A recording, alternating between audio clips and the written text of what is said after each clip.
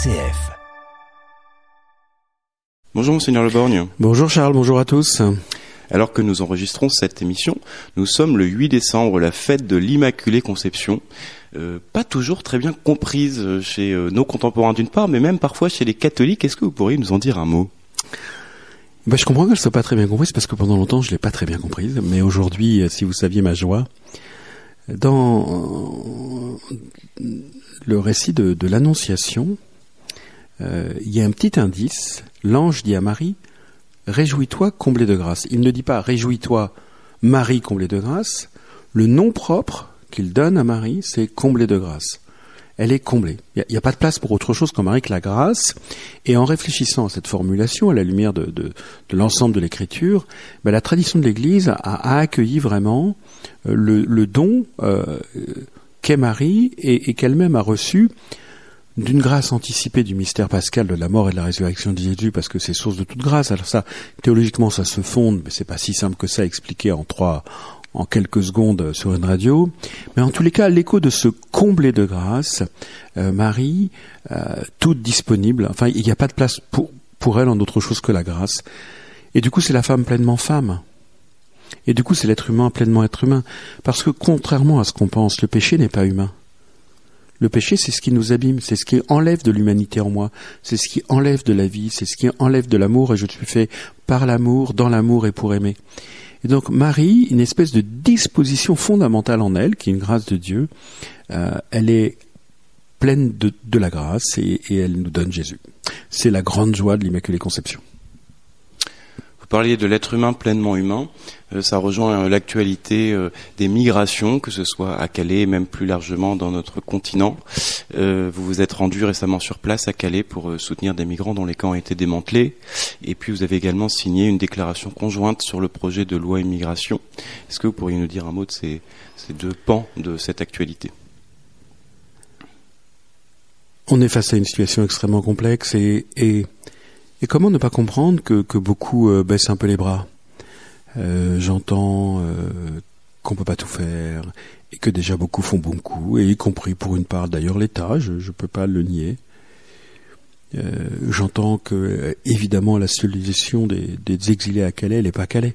C'est une question de politique internationale, de justice économique internationale, de capacité à partager avec tous au niveau international. Et que les exilés sont que des boucs émissaires d'une situation qui les déborde complètement. Mais voilà que ce sont des personnes humaines. Et vous faisiez magnifiquement le lien avec la fête de l'Immaculée Conception. Voilà que ce sont des personnes humaines. J'y suis allé à Calais et je me suis rendu compte que j'étais en train de me laisser piéger par ce que le pape François appelle le fanatisme de l'indifférence. Parce qu'on n'a pas toutes les solutions, alors on baisse les bras. Oui, on n'a pas toutes les solutions, mais on va pas baisser les bras. C'est une personne humaine. Si jamais, vous qui m'écoutiez, c'était votre fils, votre mari, votre épouse, parce que j'ai vu des femmes. Vous savez, quand à -1 degré, vous voyez quelqu'un partir en chaussettes et en tongs de son camp, quand vous dites mais il y a quelque chose qui ne va pas. Ne nous résignons pas à ce monde qui ne va pas. Soutenons ceux qui font quelque chose, ils le font avec adresse, avec grande compétence. Je suis émerveillé du travail que fait le Secours catholique. Parfois, ils peuvent le faire avec moins de justesse. Ils ne se résignent pas. Ils nous secouent du fanatisme de l'indifférence. Le chrétien aura toujours au cœur cette blessure vive de l'humanité de la personne humaine. Et il ne fait pas de leçon, mais il dit « Nous ne pouvons pas nous résigner, cherchons ensemble, avançons et refusons jusqu'au bout que des personnes soient passées en pertes et profits de nos incuries, de politique internationale, de déséquilibre entre les nations. » Et donc c'était pour moi très important d'y être pour rappeler la dignité inaliénable de la personne humaine que je défends dans toutes ses dimensions, de sa conception naturelle jusqu'à sa mort naturelle, et donc dans toutes les situations qui traversent la vie, sinon je suis absolument incohérent. Et puis je voulais soutenir toutes les associations qui se donnent et qui font un travail qui parfois ont l'impression que des législations qui ne sont pas justes, il faut le dire clairement, est-ce qu'on pourrait faire bouger des lois pour traiter la question pas seulement de manière sécuritaire mais humanitaire? Eh bien, des associations qui se battent et parfois qui ont l'impression que le sac de la mer revient les faucher, mais qui se battent pour la dignité de la personne humaine, je veux les soutenir et leur dire toute ma gratitude. Vous évoquiez le pape François, dans ses propos sur le fanatisme de l'indifférence. Le pape envisage toujours la migration dans un écosystème plus large, celui du cri de la terre et du cri des pauvres, dans Laudato Si notamment. Le diocèse est marqué par ce cri de la terre, ce cri des pauvres, avec notamment un pôle écologie qui se déploie. Des cercles de silence sont proposés ces jours-ci à Arras et à Saint-Paul-sur-Ternoise pour interpeller les décisionnaires politiques actuellement réunis à la COP28 à Dubaï, que le pape n'a pas pu rejoindre pour raison de santé. Et puis le cri des pauvres, c'est aussi l'actualité de la Journée mondiale des pauvres qui a eu lieu à la cathédrale d'Arras le 19 novembre dernier. Est-ce que vous pourriez lier les deux à votre tour? Fatalisme de l'indifférence, fanatisme de l'indifférence, vous voyez, je me trompe dans les mots. Je me rends compte qu'on peut l'avoir aussi autour des questions écologiques. Alors, le Pas-de-Calais a été très très secoué par les inondations. Et tout le monde se rend compte des dérèglements climatiques et qu'on en paye le prix. Et que c'est plutôt les plus pauvres qui en payent le prix, parce que c'est plutôt les plus pauvres qui sont dans des lieux qui sont inondables ou qui ont été inondés. Hein, c'est quand même, en règle générale, il peut y avoir des exceptions. Donc on se rend bien compte que en fait, il y a aussi... On est parfois résigné, on nous parle de l'augmentation de la température à 5 degrés, 2 degrés, 3 degrés, avec les conséquences que ça aura. Je ne suis pas du tout spécialiste, mais il y a quelque chose de la dignité humaine par le souci de la création dans une dynamique d'alliance que Pape François défend très bien, enfin expose très bien, qu'il nous faut toujours avoir devant les yeux. Encore une fois, on ne fait pas de leçons. Il ne s'agit pas de rentrer dans des culpabilités morbides, mais il y a un grand pas entre la culpabilité morbide et le fait de se résigner. Nous ne nous résignons pas. Alors oui, nous développons dans le diocèse un pôle écologie intégrale et fraternité. Les événements récents me font prendre conscience que c'est pas superflu, que c'est même tout à fait capital, et qu'il y a quelque chose de profondément chrétien et spirituel à prendre soin de ce que Dieu nous donne. Et ce qu'il nous donne, ça commence par la création, avec à son sommet la personne humaine. Les chrétiens sont assez clairs là-dessus. C'est une alliance hiérarchisée, une alliance cosmologique hiérarchisée. Mais qui dit une alliance hiérarchisée ne veut pas dire mépris et destruction, veut dire prendre soin dans une finalité commune. Et donc il y a vraiment un enjeu fort. Et dans cette dynamique, eh bien, je peux situer la Journée mondiale des pauvres où à la cathédrale nous avons reçu 500 personnes, dont sans doute 350 en précarité ou en très grande précarité. C'était un moment extraordinaire. Je voulais que les pauvres comprennent qu'ils sont chez eux dans l'Église, et je voulais que l'Église se dise: voilà le trésor que le Seigneur nous confie, on doit construire l'Église avec eux, même peut-être à partir d'eux. Il y a une vraie conversion de la pensée à faire dans nos esprits. Depuis très longtemps, l'Église défend l'option préférentielle pour les pauvres. C'est souvent pas très bien reçu. On me dit: mais vous n'aimez pas les riches. Je suis originaire d'un milieu bourgeois. Arrêtons de dire les choses, essayons de comprendre. De dire des choses qui n'ont pas beaucoup de sens, mais essayons de comprendre.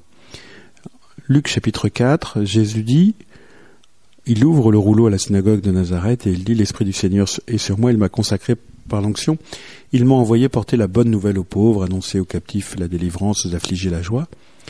Cette parole se réalise aujourd'hui. Il m'a envoyé porter la bonne nouvelle aux pauvres.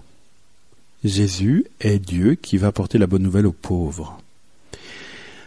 Alors ne lisons pas ces paroles dans une dialectique marxiste d'opposition ou de dictature du prolétariat. En revanche, l'expérience montre que quand vous mettez les pauvres au centre, tout le monde trouve sa place.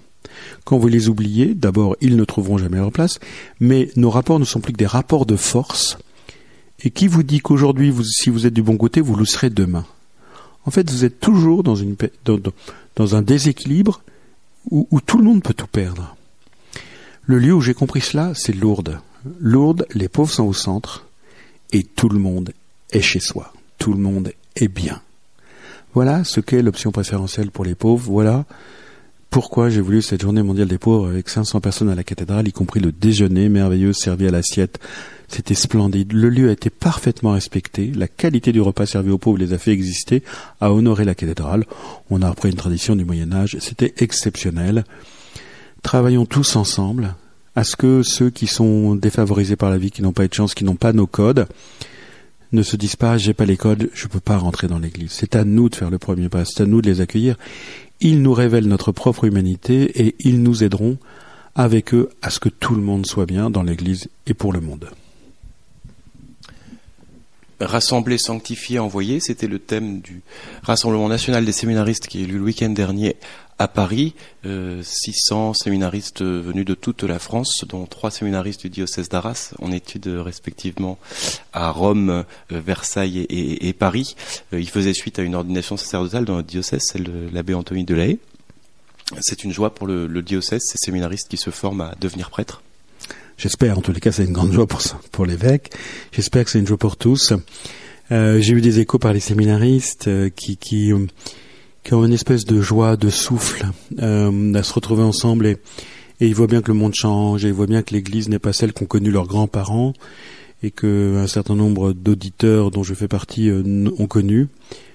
Mais ils ont une espèce de confiance, un zèle missionnaire, une espèce de joie de se dire on sera acteur comme prêtre au service de l'Église, de la mission dans les années qui viennent.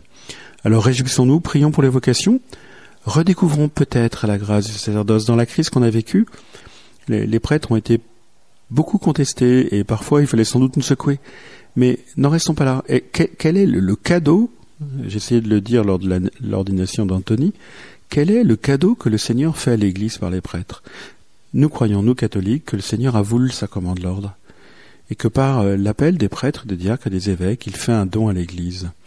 Remettons-nous face à cette grâce, réjouissons-nous de ce que le Seigneur veut nous donner, apprenons à le nommer, sans cléricaliser les choses, mais on peut très bien nommer les dons et être dans la gratitude sans cléricaliser, et prier pour les vocations et appeler pour les vocations.